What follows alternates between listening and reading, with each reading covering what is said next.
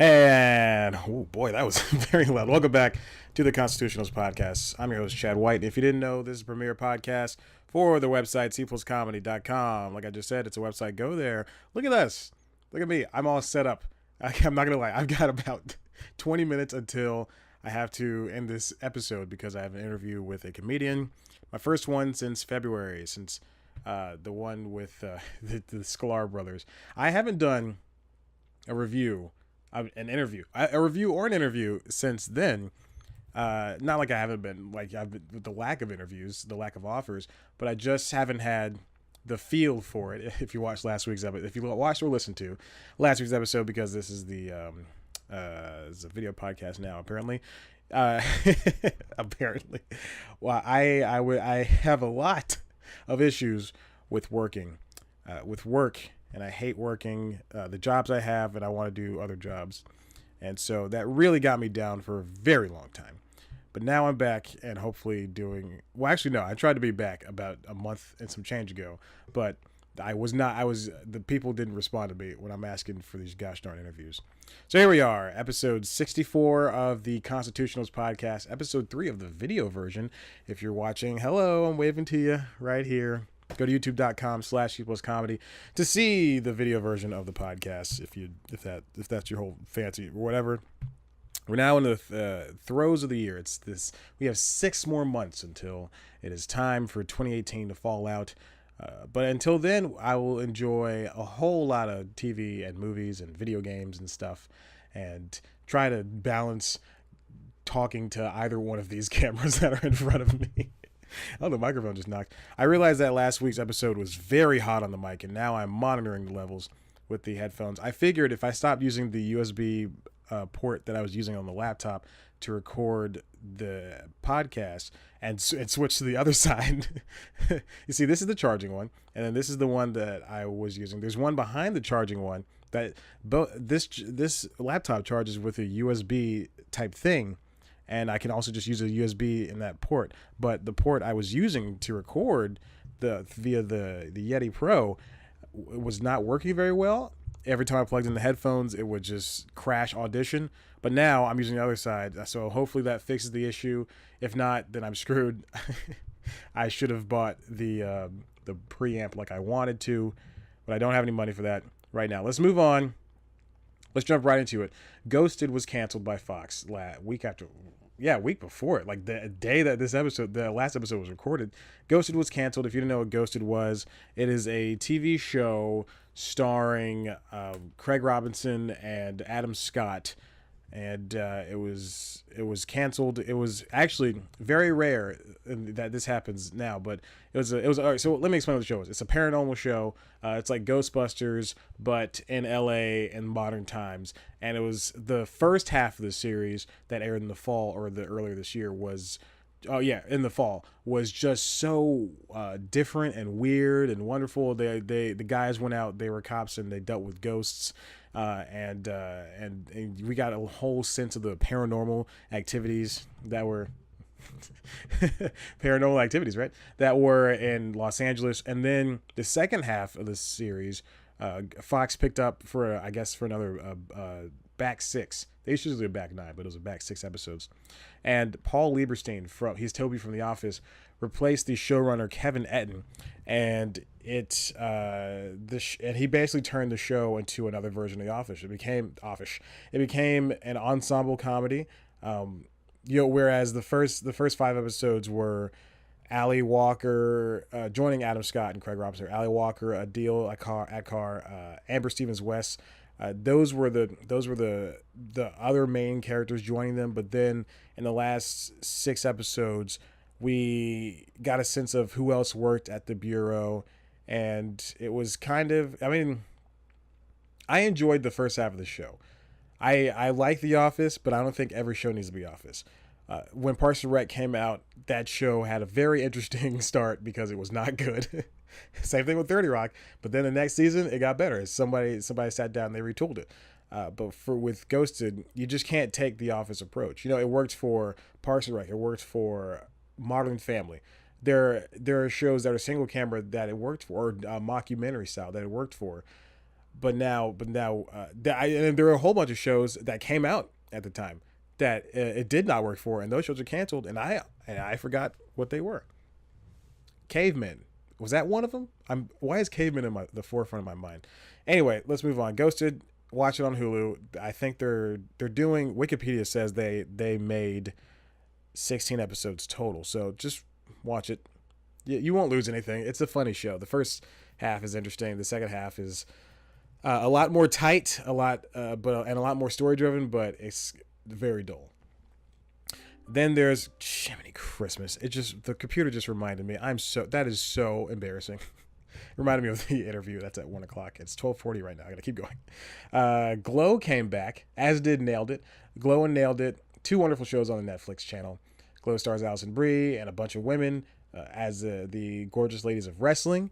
They wrestle on TV. They try to make money. The show's not doing well right now. The show within the show. Glow is not doing well right now. Allison Brie's character just found that out, and they're about to be put on at 2 a.m. That's how far I am in the series right now. It's a very fun show. I urge you to check it out. It's hit Me Too movement. It hit it in the episode I just saw, and boy oh boy did it hit it in a way that I did not think it was going to go. But there it is. Nailed It. Nicole Byer. Again, I've talked about this earlier. Wonderful show. It's a cooking competition show. I love it. If you don't like it, too bad. I mean, that's all I can explain for you. Cooks, amateur home cooks that are really, really amateur, not like the amateurs on Chopped. They try to make wonderful baked creations. Don't turn out well. That's pretty much it. But speaking of cooking, Gordon Ramsay has a new show on Fox, and I love Gordon Ramsay, so I decided I would check this show out. It's called Gordon Ramsay's 24 Hours to Hell and Back. That show is imagine any Gordon Ramsay show, but instead of the week that he's there, try to condense that all down into one 24-hour period. It is so great. It is so delicious to watch this show because Gordon's got to do double time. It's usually and they all start the same. I've watched 3 episodes so far. And they all start the same. He goes into a restaurant undercover in the worst disguise possible. If you didn't know that was Gordon Ramsay, you're an idiot.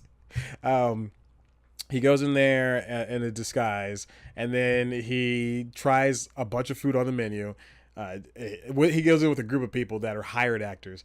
Or not actors, they're hired people, like just random people, like a hired band in New Orleans or a hired family who was really technically a family of actors in the first episode. And then and then he tries the food. Food's obviously not good because why else would they be here? And yeah, and then he goes and then he brings the staff out and he closes the restaurant down in this dramatic fashion. Shows in this video that they've been recording this. His production crew's been recording the staff for months and months, or a couple of weeks now, with hidden cameras and stuff because they think they're going to be on a different show, but they're not. Oh gosh, and that's pretty much it. And then they try to do everything that Gordon Ramsay does, fix the kitchen, fix the staff, except with the exception of hiring new people. They do all that within 24 hours. And apparently the lore is that he goes around on this bus that is so stupid, on this stupid tractor trailer that he drags around the United States. I guarantee that man does not sit more than 2 minutes in that truck. It's a truck with a kitchen on wheels. It's a kitchen and high-tech mobile kitchen. It's a semi-truck. That's it. And the truck's called Hell on Wheels. And that's as close as cursing on this stupid podcast I can get because it's a clean show. The next episode airs July 11th because they're taking July 4th off. I cannot wait. It's a great show, but I guarantee this man does not sit in a truck going from Congers, New York to New Orleans to Los Angeles to Greenville back to Los Angeles. I really like Gordon Ramsay. He's a great guy, and I think it's so funny that he has all these shows that are essentially the same. And then when people see Gordon Ramsay, they go, "Oh my God, is that Gordon Ramsay?" It's Gordon Ramsay. Why is he here? If I saw Gordon Ramsay at a restaurant, I would stop eating immediately. First thing. Oh my gosh. Oh, I just got an alert from ESPN Hall of Fame Terrell Owens to give induction speech at alma mater Tennessee Chattanooga. That's where I went to school. I've seen him at a basketball game. T.O., stay away from school. Oh my gosh. I hope I'll be there. I won't. I'm not going to drive 2 hours for that. I'll drive 2 hours for that wedding though. Oh boy, oh boy. I think it's funny. I just like Gordon Ramsay's 24 Hours to Hell and Back. It's a great show. Gordon Ramsay's a great guy. I wish they had his Kitchen Nightmares, the UK version, streaming on Amazon. They have the American version, but I've seen all of those. I've seen a good number of those. The UK version is great. I saw it on BBC America one time. Then, Uncle Drew. I did not see this movie. I really want to because I love basketball and I love the idea of basketball players acting. I like LeBron James in Trainwreck, which was amazing.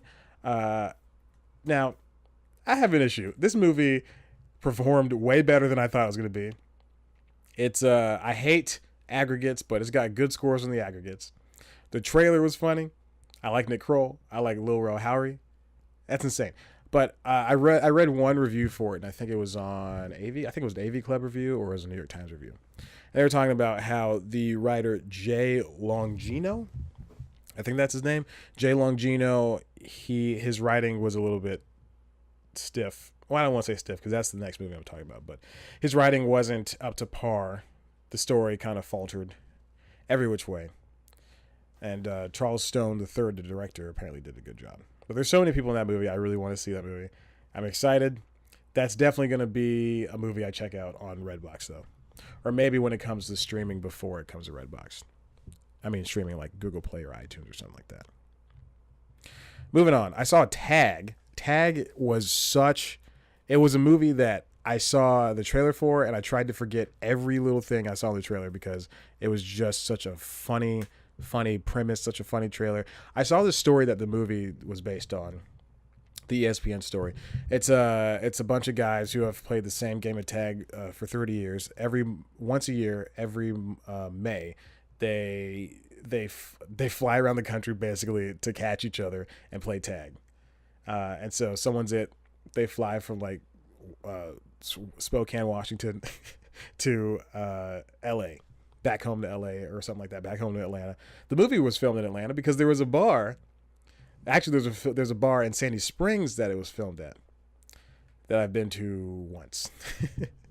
But I recognized the bar in the movie, and it took me right out of it. I don't care if something's filmed in Atlanta. I don't care. I don't care if I can recognize something. When Baby Driver came out, the entire city was freaking out. Like, ooh, I drive that highway all the time. Yeah. So do you think people in LA are watching Lethal Weapon and going, oh boy, that's Dodger Stadium? I don't know LA landmarks. You think somebody in LA was watching La La Land and they said, oh my gosh, is that the Griffith Observatory? Ooh, you can rent it out for dates. You can rent out the planetarium for dates. Anyway, Tag is about, I love riffing by myself. It's the best. Tag is about Ed Helms, Jeremy Renner, John Hamm, Jake Johnson, Hannibal Buress, because I got to have one minority person in there. One colored person in there. And that's so true. That's all I can think about throughout the movie. Whenever Hannibal wasn't in the scene, I'd be like, oh, okay. I get it. I know whose movie this is. Yeah, it was very funny, very interesting. Speaking of stiff stories, this movie did have a stiff screenplay. At some point, they're trying to get Jeremy Renner, who's never been tagged, who's never been it. Sorry. And so then halfway through the movie, find out Jeremy Renner's getting married, and then the action just stops. It's a great action movie too. Oh my God, such a wonderful action movie. The stories of whenever someone goes on a interview show has been, oh, Jeremy Renner, you broke your arms doing stunts on the first day of the movie. How was that? And they CGI'd your arms. I don't care.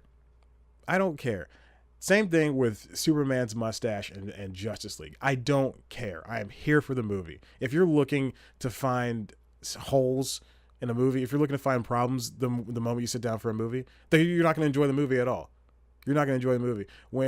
If I can go into Avengers Infinity War, and I'm not a fan of superhero movies anymore because they burn me out, and still enjoy myself and not look for any issues, then you could do the same thing for Superman and for Jeremy Renner. Good Lord. Anyway, But yeah, Tag's great. The screenplay from Rob McKittrick and Mark Stylin was pretty interesting. Like I said, it stops halfway. Essentially, it stops halfway through, and then they slowly introduce more and more characters over and over again, like Rashida Jones, Leslie Bibb. It was very interesting, but there are also, again, Rashida Jones, another token person in this movie. Gotta stop doing that, guys. It also ends at a point. It ends in a very sentimental note, which is great, which is fine, which is what I love. But it doesn't have to do that, and it just. I don't want to give it away. I don't really want to say that I want to give it away, but it's just they end and they're still playing tag, obviously, which is good, but it tries to shoehorn within the last 5 minutes heartfelt messages of friendship and kinship and why we still play tag and why they still play tag and all that stuff. It's very interesting, but I really wish they would have expanded upon that in the falling action rather than the end, the end of Act 3. Annabelle Wallace plays a Wall Street Journal journalist who is just sucked right into this whole thing. Hey, the recording stopped on that camera. You can see it right there. But so now I'll focus on this one. See, that's how easy it is. That's how easy it is. And I didn't even have to mention it, but now I'm doing it. I'm looking at myself in the eyes, and the video is so strange. I gotta hurry this up. I got 5 minutes left. Anyway. Annabelle Wallace plays a Wall Street Journal journalist who's interviewing John Hamm, who's a Fortune 800 CEO, which is the funniest joke, which I laughed way too hard at. And she gets dragged into this from the get-go. Ed Helms is trying to tag John Hamm in the middle of work, and then John Hamm goes. He interrupts the interview. He goes, "I gotta do this. I'm sorry. I gotta play this. I gotta play this game. I'm it. And then Annabelle Wallace goes with them. And Isla Fisher's great in there too. She's very intense. She's Ed Helms' wife, and she's very intense about the game. But one of the best parts about the script and the direction and the characters is that they don't go halfway. They turn into the skid, the unseriousness of the entire movie, which is what works. Everybody knows they play this game. No one has an issue with it, and they're willing to spend so much money and do so many things and hurt themselves and get punched in the butt and have these weird action sequences with Jeremy Renner, who slows down time like Robert Downey Jr.'s Sherlock Holmes. It's so wonderful. Turn into the skid. That's all I can say is turn into the skid. You got to do that so that you enjoy the movie, so the movie is able to be enjoyed. I'm going to go ahead and move on because I need to keep going. Oh, there's nothing else to talk about. Well, that's it. That's all I got for the Constitutionals. Now, this week, you should also check out News Time, which is a very interesting episode. I did, what was it about? IGTV, Instagram TV, and it was also about Verizon's Go 90, and it's going away forever because it is not a good app. And Go 90 was an app where you can basically it's a free streaming service. You'd watch shows produced by Verizon and acquired movies like Shrek and acquired TV shows and stuff like that. I likened it in the episode to Crackle, but for phones. It didn't work for the past 3 years. It didn't work. It was a Verizon / AOL joint. Just didn't work, and we're not sad about it going away. So watch that episode of News Time. It's great. I think it's the best episode that I produced in here in this studio space. But that's what you get. I think this looks really good now. I think this is a well-produced episode of the Constitutionals podcast. It sounds good. It looks good. I'm just patting my back. Oh my gosh. Well, okay. So I have an interview with a comedian in about 7 minutes. So I got to prepare for that. So if you like this, why don't you head on over to cpluscomedy.com, which has just been redesigned. I told you something was happening with it. Oh my gosh. I'm so excited. I just chose a new template on Squarespace. That's all that happened. But it's, and I've took the emphasis off of the news and the reviews and stuff. Now it's the emphasis on the video and the audio aspect. That's what I was going to say. I didn't say the A word because this is a clean show. That was so stupid. So check it out. It's a great redesign. I think it looks simple and clean. I do need to do some stuff with the pictures for the written stuff. The camera just shut off. So yeah, there's that. You can follow us on Twitter at C+ Comedy. Follow me on Twitter at Chad Black White. Like us on Facebook. Go to the YouTube page, youtube.com/C+ Comedy, to watch the video version of this. You can see my crappy room in all its glory. Hopefully, I got something working. Hopefully, God, knock on wood. I don't want to jinx it. That's where the rat lives. That's where one of the rats lives. And it's one of the roaches I trapped in there. Ugh. All right. And then I just knocked on the door next to me. It's an attic door. So yeah, there's that. Go to youtube.com/C+ Comedy. Watch News Time. Watch the Constitutionals podcasts. And I love you. Have a good day. And this episode's out on 4th of July because I pushed Constitutionals from Tuesdays to Wednesdays because it was just too much strain, especially in this space, to produce another show after 24 hours after I've done one show. So, yay. So now so I'll try to be a little bit less topical. I don't know. Who cares? This wasn't even a topical episode. Okay, I gotta go. Oh, stay tuned to the end of this episode for the audio listeners. Audio listeners are getting something special to get the part of the interview for whatever I'm doing in the next 5 minutes. It's an interview with this comedian. I forgot her name. I'm so sorry. So go listen to it. Okay. Bye.